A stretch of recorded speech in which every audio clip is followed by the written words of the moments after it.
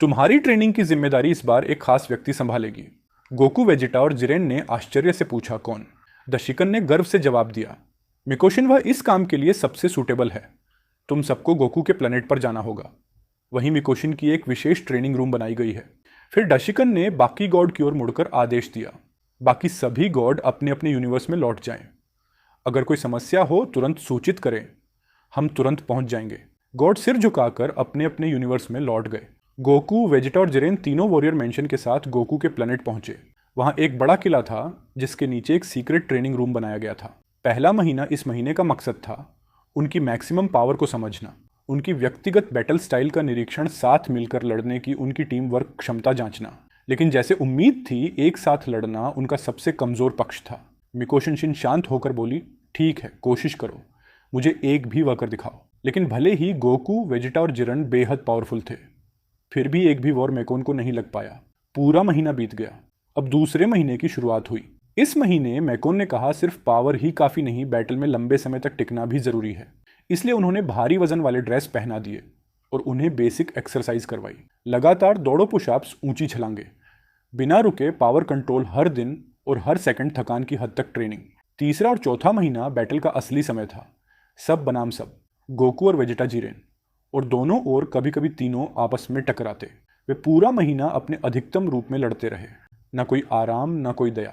आखिरकार तीनों इतनी थक गए कि एक साथ जमीन पर गिर पड़े, उनकी सांसें भारी, शरीर पूरी तरह खत्म। मिकोशिन ने हाथ बढ़ाया और तुरंत उन्हें ठीक कर दिया। लेकिन इस बार उन तीनों को अपने अंदर एक अजीब सा एहसास हुआ, मानो हर बार हार कर उठने पर उनका पावर लगातार बढ़ रहा था, जैसे हर बैटल उन्हें और पावरफुल बना देती थी। पांचवा महीना, म्योशिन ने सीरियस स्वर में कहा, अकेली फिजिकल पावर बेकार है जब तक मन शांत ना हो। बिना मेंटल कंट्रोल के कोई भी वॉरियर अपनी असली पावर कभी नहीं निकाल सकता। इसलिए पूरा महीना ध्यान, ब्रेथ कंट्रोल, एनर्जी प्रवाह का ट्रेनिंग। गोकू और जिरेन जल्दी सीख गए, लेकिन वेजिटा तो चिड़चिड़ा होकर बोला, ध्यान यह किसी कमजोर का काम है। मिकोशिन मुस्कुराई, जब तुम अपने अंदर की आवाज सुन लोगे तब तुम असल में अजय बनोगे। धीरे धीरे वेजिटा ने भी यह कला सीख ली। 5 महीने बाद मेकोशिश तीनों वॉरियर को देखते हुए मन ही मन बोली, कम समय में ही इतनी बड़ी पावर। अब यह लोग मेरे पिता के लेवल के भी 40% तक पहुंच चुके हैं। अगर यह टीम बनकर लड़े तो इन्हें कोई नहीं रोक पाएगा। वह मुस्कुराई क्योंकि उसे विश्वास था यह तीनों अब यमोशी को हराने के लिए तैयार हैं। गोकू और जिरेन शांत खड़े थे, लेकिन वेजिटा हमेशा की तरह गर्व से बोला, काकरोट और जिरेन आराम से रह सके हैं क्योंकि उस यामोशी को खत्म मैं करूंगा। यह अफसोस की बात है जाई कि तुम दोनों लड़ नहीं पाओगे। वेजिटा के इस घमंडी अंदाज पर मेकोन ने तुरंत उसे जवाब दिया, वेजिटा सामा, मैं याद दिला दूं कि इस ट्रेनिंग में गोकू ने आप और जेरेन से भी ज्यादा पावर हासिल की है, और अगर तुम एक एक करके लड़ोगे तो इस ट्रेनिंग का क्या फायदा? क्या तुम सच में चाहते हो कि तुम्हारा फैमिली और सभी यूनिवर्स इरेज हो जाए? उसकी बात सुनकर वेजिटा का घमंड ठंडा पड़ गया और वह चुपचाप सहमत हो गया। अब बस सही समय का इंतजार था। इसी समय एक दूर प्लेनेट पर एक स्पेस क्राफ्ट धीरे धीरे उतरा। उसे बाहर निकले 2 लोग, एक नारंगी त्वचा वाला वॉरियर और एक हरे रंग की महिला। चलते चलते वे एक कब्रनुमा गुफा तक पहुंचे। अंदर एक बूढ़ा मलकैद था। बूढ़ा डर कर चीखा, क्या तुम हमें बचाने आए हो? नारंगी वॉरियर आगे बढ़ा और बोला, बिल्कुल चिंता मत कीजिए। उन्होंने सिर्फ एनर्जी की लहर छोड़ी और स्काउटर ने दिखाया उसकी पावर सामान्य संयन से कई गुना अधिक थी। वे दोनों उसे अपने जहाज में ले आए और उस प्लेनेट से निकल गए। कुछ ही देर बाद वे एक बहुत बड़े स्पेसशिप पर पहुंचे जहां पहले से ही सम्राट फ्रीजा इंतजार कर रहा था। नारंगी वॉरियर ने झुककर कहा, लॉर्ड फ्रीजा, हम बहुत पावरफुल लोगों को लेकर आए हैं, जैसा आपने आदेश दिया था। फ्रीजा ने मुस्कुराते हुए कहा, तुमने बहुत अच्छा काम किया है। फ्रीजा ने ध्यान से दोनों को देखा और तुरंत पहचान गया, ये सयान है, पर मैं इन्हें पहचान क्यों नहीं पा रहा। तुम्हारा नाम क्या है? बूढ़े सयन ने जवाब दिया, मेरा नाम पैरागस और ये मेरा बेटा ब्रोली है। फ्रीजा की आंखें चमक उठी। इस लड़के के अंदर एक पावरफुल एनर्जी छिपी है। यही वह हथियार है जिसकी मुझे तलाश थी, उन दोस्त सयन से बदला लेने के लिए। बातचीत में पैरागस ने भी अपनी नफरत व्यक्त की। मैं वेजिट और उसके पिता किंग वेजिट से बदला लेना चाहता हूं, चाहे वह अब जीवित ना हो, पर उसकी नस्ल अब भी जिंदा है। फ्रीजा और पैरागस का लक्ष्य अब एक था, वेजिट और बाकी सयन का अंत। उधर चिल्लाई, लेमो और ब्रोली साथ में थे। चिल्लाई और लेमो ये देखकर हैरान रह गए कि ब्रोली ने कभी पानी तक नहीं पिया था। उनके लिए पानी पीना आम बात थी, पर ब्रोली को उसका स्वाद ही किसी दूसरी दुनिया जैसा लगा। चिल्लाई ने कहा, अरे ब्रोली, ये पुरानी सी खालें क्यों पहन रखी हैं? इन्हें उतार क्यों नहीं देते? चिल्लाई ने जैसे ही ब्रोली की कमर पर बंधी खाल को छूने की कोशिश की, ब्रोली तुरंत गुस्सा हो गया। वह चीज उसके लिए बहुत खास थी। ब्रोली ने उन्हें उसकी कहानी सुनाई, जिससे पता चला कि वह खाल बहुत प्रिय साथी की याद थी। लेमो और चिल्लाई दोनों यह समझ गए कि ब्रोली के पिता उसका इस्तेमाल एक हथियार की तरह करते हैं, न कि एक बेटे की तरह। दूसरी ओर बिरस भीस और दोनों सयान गोटेन और ट्रंक्स ने अभी अभी अपना ट्रेनिंग पूरा किया था। गोटेन ने विनम्रता से पूछा, क्या आप हमें कुछ समय के लिए अर्थ पर ले जा सकते हैं? हम थोड़ा घूमना चाहते हैं। भीस ने मुस्कुराते हुए कहा। जरूर। वे सभी अर्थ पर पहुंच गए। गोटेन और ट्रंक्स बुलमा से मिलने दौड़े। बुलमा उन्हें देखकर बहुत खुश हुई, क्योंकि कई दिनों बाद दोनों उससे मिलने आए थे। क्योंकि ट्रेनिंग की वजह से दोनों के शरीर से पसीने की तेज बदबू आ रही थी, इसलिए वे नहाने चले गए। उसी समय बुलमा ने सिक्योरिटी कैमरे में देखा कि कुछ लोग ड्रैगन बॉल चुरा रहे हैं। सब कुछ बिल्कुल ब्रोली मूवी की तरह हो रहा था, लेकिन इस बार गोकू और वेजिटा नहीं, बल्कि गोटेन और ट्रंक्स आर्कटिक की तरफ रवाना हुए। वहां पहुंचकर उन्हें आखिरी ड्रैगन बॉल मिल गई, लेकिन उसी समय फरीजा सामने आ गया। अरे ये तो गोकू और वेजिटा के बच्चे, तुम दोनों आखिरी ड्रैगन बॉल मुझे दे दो, वरना तुम दोनों का अंत तय है। ट्रंक्स हंसते हुए बोला, बकवास बंद करो। क्या सच में तुम्हें लगता है कि हम तुम्हें ये बॉल ऐसे ही दे देंगे? ट्रंक तुरंत सुपर सैन में ट्रांसफॉर्मेशन कर गया था। ये तो अफसोस की बात है। मेरी बदला तो गोकू और वेजिटा से है, लेकिन अगर तुम उनकी जगह मरना चाहते हो तो मुझे कोई आपत्ति नहीं। फरीजा ने संकेत किया और वहां पैरागस और ब्रोली को लेकर आए सोल्जर भी पहुंच गए। पैरागस ने ठंडी आवाज में कहा, परवाह नहीं कि वे बच्चे हैं। जब ब्रोली छोटा था तो किंग वेजिटा ने उसकी कोई कदर नहीं की। उम्मीद है कि प्रिंस वेजिट को भी अपने बेटे की परवाह नहीं होगी। फिर पैरागस जोर से चिल्लाया, खत्म कर दो ब्रोली। ब्रोली सीधे ट्रंक्स पर टूट पड़ा। ट्रंक्स ने ब्रोली का पहला पंच आसानी से रोक लिया। वह फुर्ती से उसके सभी पंच से बच रहा था। ट्रंक्स समझ गया ब्रोली की लड़ाई की स्टाइल अनुभवहीन थी, लेकिन धीरे धीरे ब्रोली ट्रंक्स की चालों को अपनाने लगा, जिससे ट्रंक्स को और सावधान होना पड़ा। अचानक ब्रोली को एक मौका मिला। उसने ट्रंक्स के पेट पर पावरफुल पंच मारा, फिर उसके पैर पकड़कर उसे जोर से कठोर बर्फीली जमीन पर दे मारा। ट्रंक्स दर्द से करा उठा। वह बोला, इस मल की पावर तो हर सेकंड बढ़ती जा रही है। ट्रंक्स फिर से खड़ा हुआ और ब्रोली के सामने आकर सुपर सैयन 2 में ट्रांसफॉर्मेशन कर लिया। ब्रोली और पैरागस दोनों हैरान रह गए। वे नहीं जानते थे कि सुपर सैयन लेजेंडरी से पहले भी कोई ऐसी पावर होती है। ब्रोली ने पूरी पावर से ट्रंक्स पर टूट पड़ा। ट्रंक्स सब मुश्किल में पड़ गया। उसने थोड़ी देर के लिए सुपर सन गॉड की पावर भी झलकाई, लेकिन वह भी ब्रोली को रोकने में नाकाम रहा। ब्रोली ने उसके चेहरे पर बहुत जोर का पंच मारा। ट्रंक्स की रक्षा टूट गई। फिर ब्रोली ने पावरफुल वॉर की और अंत में एक एनर्जी बॉल बनाकर सीधे ट्रंक्स पर दाग दिया। एनर्जी एक्सप्लोजन के बाद ट्रंक्स बेहोश होकर गिर पड़ा। बुल्मा कैमरे में यह सब देख रही थी। अपने बेटे को इस हालत में देखकर वह बहुत घबरा गई। वह चीख कर बोली, रीस जल्दी गोकू और वेजिटा को बुलाइए, बच्चों को उनकी जरूरत है। रीस ने सीरियस चेहरे से कहा, मुझे खेद है बुल्मा जी, गोकू और वेजिटा इस समय इससे भी बड़े खतरे का सामना कर रहे हैं।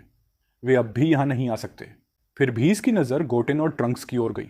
उसे विश्वास था कि गोटेन और ट्रंक्स मिलकर कुछ बड़ा कर सकते हैं। गोटेन ने गहरी सांस ली और कहा, लगता है हमारे पास कोई और रास्ता नहीं है।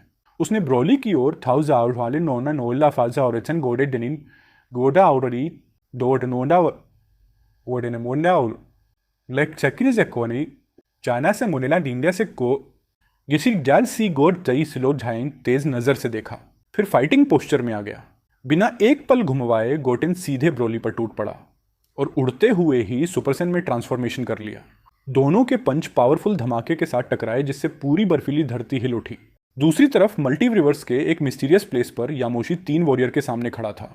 तीनों उसके आगे घुटनों पर झुके हुए थे। यामोशी बोला, मेरे पास तुम्हारे लिए एक आसान मिशन है। 3 नए गॉड को एक छोटा सा संदेश देना है। उनमें से एक वॉरियर आगे बढ़ा और बोला, मैं सीधे गोकू और वेजिट पर हमला करूंगा। मुझे उन दोनों एक मूर्खों से अपनी बदला चुकाना है। यामोशी हल्का हंसा, तुम्हें खुद पर भरोसा है, यह अच्छी बात है, लेकिन ध्यान रखना अगर गोकू और वेजिट दोनों एक साथ लड़ पड़े तो तुम्हारे पास जरा भी मौका नहीं होगा। फिर भी यामोशी ने आदेश दे दिया। उस वॉरियर को सैयन पर हमला करने भेज दिया। यूनिवर्स 13 में गोकू, वेजिटा और जिरेन यामोशी के आने की तैयारी कर रहे थे। तीनों पूरी तरह सतर्क खड़े थे। अचानक उन्होंने एक पावरफुल एनर्जी महसूस की और वहां एक मिस्टीरियस पोर्टल खुला। उसमें से बाहर आया एक ऐसा मॉडल जिसे देखकर गोकू और वेजिट दोनों दंग रह गए। वेजिटा दांत भीते हुए बोला, नहीं, यह पॉसिबल नहीं। क्या यह कीड़ा अभी भी जिंदा है? सामने खड़ा था ब्लैक गोकू, चेहरे पर वही घमंडी मुस्कान। ब्लैक बोला, काफी समय बाद मिले। गोकू ने गुस्से में पूछा, ब्लैक, तुम अब कैसे जिंदा हो? क्या जेनोसामा ने तुम्हें हमेशा के लिए खत्म नहीं कर दिया था? ब्लैक हंसते हुए बोला, यह सब तुम्हारे जानने लायक नहीं है। बस इतना समझ लो, इस बार मैं खुद तुम दोनों का अंत कर दूंगा। विजिट आगे बढ़ा और बोला, बकवास मत करो। क्या तुम्हें पता नहीं अब हमारे पावर पहले जैसे नहीं है? इस बार मैं तुम्हें सीधे दूसरी दुनिया पहुंचाकर ही दम लूंगा। और वह तुरंत सुपर साइन ब्लू में ट्रांसफॉर्मेशन कर गया।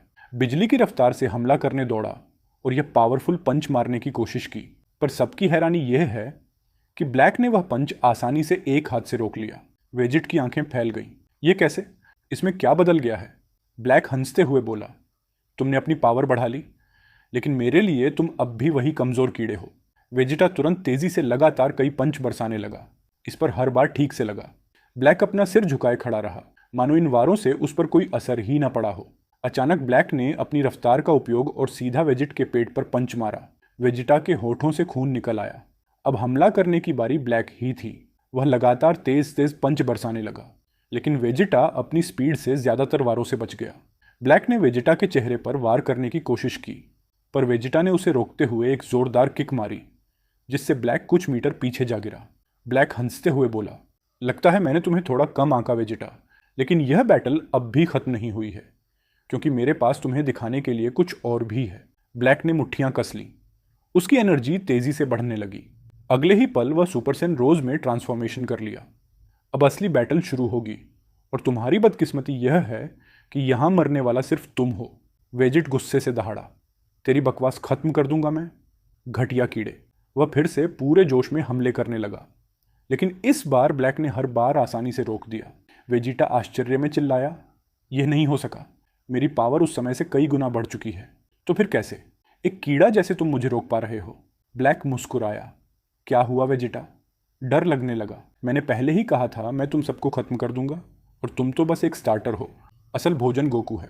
अचानक ब्लैक ने वेजिटा के चेहरे पर सीधा और पावरफुल पंच मारा, लेकिन वेजिटा पर कोई असर नहीं हुआ। सच में तुमने सोचा कि मैं तुमसे डर जाऊंगा? अभी तो मैं बस यह देख रहा था कि तुम कितने लायक हो। तुम मुझे कभी हरा नहीं सकते कीड़े। वेजिटा ने ब्लैक का हाथ पकड़कर बड़ी पावर से दबाया। फिर वह तुरंत सुपर सयान ब्लू मैक्स में ट्रांसफॉर्मेशन कर गया और एक पावरफुल किक मारकर ब्लैक को दूर उछाल दिया। ब्लैक पागलों की तरह हंस रहा था। कहा, वेजिटा तुम तो वाकई सरप्राइज से भरे हो।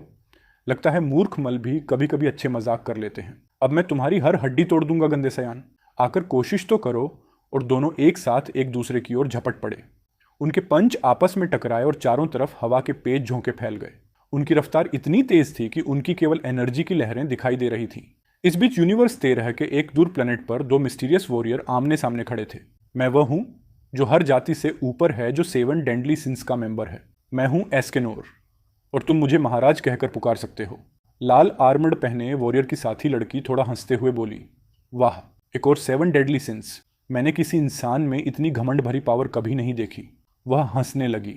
एस्केनोर भी उसी तरह हंस पड़ा, लेकिन अगले ही पल केवल एक तेज बार एस्केनोर ने उस आर्मेड मैन को बीच से 2 हिस्सों में काट दिया।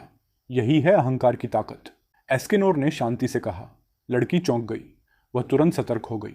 इम्पॉसिबल, गैलन तो एक डीमन है। ऐसा कोई इंसान 3000 साल पहले भी नहीं था।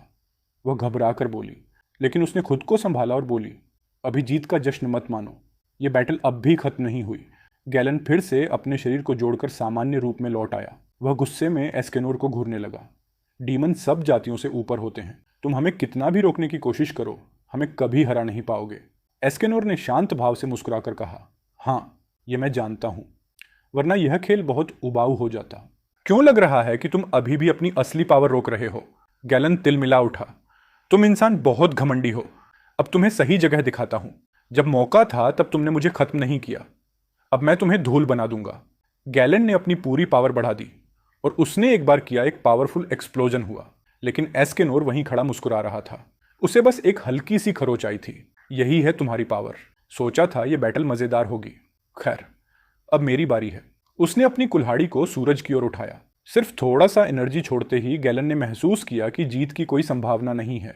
वह डरकर भागने लगा, लेकिन उसके अपने ही आदेश ने उसे दंड दिया और गैलन वहीं पत्थर का बन गया। मेलास्कुला भी डर से कांपने लगी, क्योंकि उसकी बारी भी आई ही समझो। ए की तरह ही एस्केनोर ने मेलास्कुला को भी हरा दिया, यह सोचकर कि वह पूरी तरह इरेज हो चुकी है। दूसरी ओर एक और प्लेनेट पर रियाज ग्रेमोरी फैमिली और उनके साथी बैटल में थे। एक फॉलन एंजल लगभग हार चुका था। रियास ग्रेमोरी ने गुस्से में कहा, मैं तुम्हें अपने प्यादे ईश्य को नुकसान नहीं पहुंचाने दूंगी। उसने हमले से रेनारे को मिटा दिया। इसी के साथ उसकी काली पंखुड़ियां हवा में उड़ गईं। ईश को रेनारे की यादें याद आईं, अच्छी और बुरी दोनों, लेकिन वह उन्हें झटक और छत की ओर देखने लगा, जैसे सब भूल जाना चाहता हो। अचानक पूरा क्षेत्र हिलने लगा। रियास ग्रेमोरी फैमिली जमीन पर गिर पड़ा। ईश्य की आंखों के सामने अचानक एक नीले बालों वाला मिस्टीरियस वॉरियर दिखाई दिया। यह कौन है? ईश्य हैरान हो गया। इसी समय दूसरी जगह वेजिटा और ब्लैक एक दूसरे पर लगातार वार कर रहे थे। अचानक वेजिटा ने ब्लैक की डिफेंस तोड़ दी और उसके पेट पर लगातार पंच की बारिश कर दी। एक पावरफुल के साथ ब्लैक दूर आकाश में जा गिरा। ब्लैक संभला और अपने हाथों में एक एनर्जी बॉल तैयार किया, सीधे वेजिटा की ओर फेंक दिया। वेजिट ने बिना डरे उस एनर्जी बॉल के सामने खड़े होकर उसे रोकने की कोशिश की ताकि गोकू के प्लेनेट को कोई नुकसान ना पहुंचे, लेकिन अचानक तेज धमाके के साथ बॉल फट गया। वेजिटा जमीन पर जा गिरा और काफी नुकसान उठानी पड़ी, क्योंकि वह इस बार की उम्मीद नहीं कर रहा था। वेजिटा फिर से उठ खड़ा हुआ और पूरी रफ्तार से ब्लैक की ओर दौड़ा।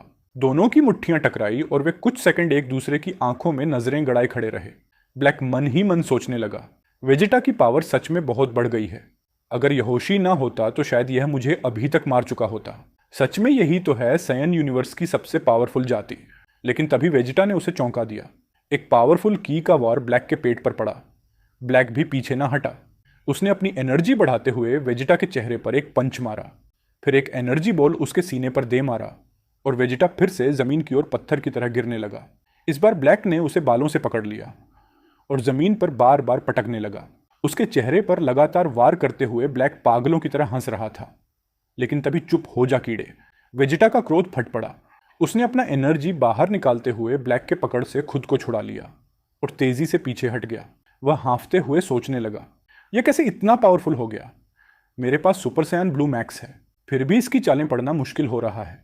वेजिट अभी संभल ही रहा था कि ब्लैक बिजली जैसी रफ्तार से सीधे उसके सामने आ गया। आज की स्टोरी यहीं तक थी, लेकिन आगे जो आने वाला है वह और भी ज्यादा दिलचस्प होगा। इसलिए सब्सक्राइब करें और अगली एपिसोड का इंतजार करें।